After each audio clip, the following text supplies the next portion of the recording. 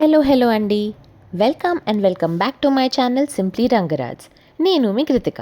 ఇప్పుడు మనం చూద్దాము హోటల్ స్టైల్ సాంబార్ రైస్ ఇంట్లో ఎలా చేసుకోవచ్చు.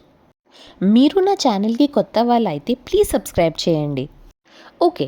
సో, ఇక్కడ నేను ఒక బౌల్‌లో 1½ cups of rice, moong dal అంటే పెసరపప్పు, ఇంకా తూర్ దాల్ అంటే కందిపప్పుని మంచిగా శుభ్రంగా వాష్ చేసి పెట్టుకుంటున్నాను. అండ్ ఇక్కడ నా వెజిటబుల్స్ కూడా కట్ చేసి పెట్టుకున్నాను. ఇంకా చింతపండు కూడా నానబెట్టేసుకున్నాను. సో, ఈ సాంబార్ రైస్ వచ్చేసి ఒక 1 పాట్ రెసిపీ అనమాట.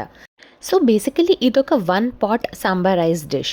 సో, ఒక కుక్కర్‌లో నేను కొంచెం ఆయిల్ ఇంకా ఘీ అంటే నెయ్యి తీసుకుంటున్నాను. కొంచెం వేడైనాక మనం దీంట్లో యాడ్ చేద్దాం ఆవాలు, జీలకర్ర, పసుపు, ఇంగువ, ఇంకా ధనియాల పొడి. ఇవి అన్నీ యాడ్ చేసుకుందాము ఫస్టు. ఇది యాడ్ చేసినాక కొంచెం ఇది కరివేపాకు ఇంకా గార్లిక్ ఏసుకుంటున్నా.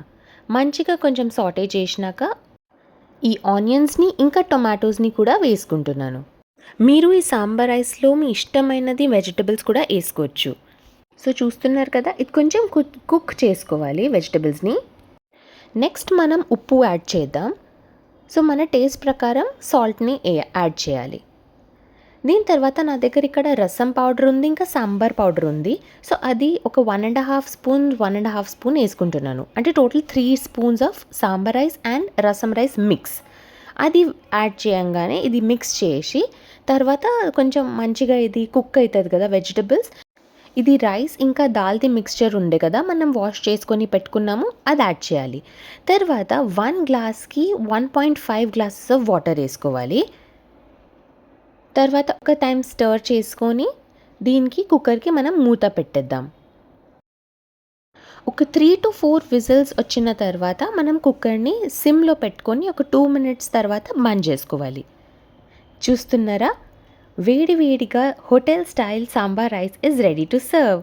దీనిపైన మనం కొత్తిమీర యాడ్ చేసుకొని ఇంకా మంచిగా కొంచెం నెయ్యి వేసుకొని అప్పడంతో కానీ రైతాతో కానీ సర్వ్ చేస్తే అద్రిపోతుంది టేస్ట్ అయితే.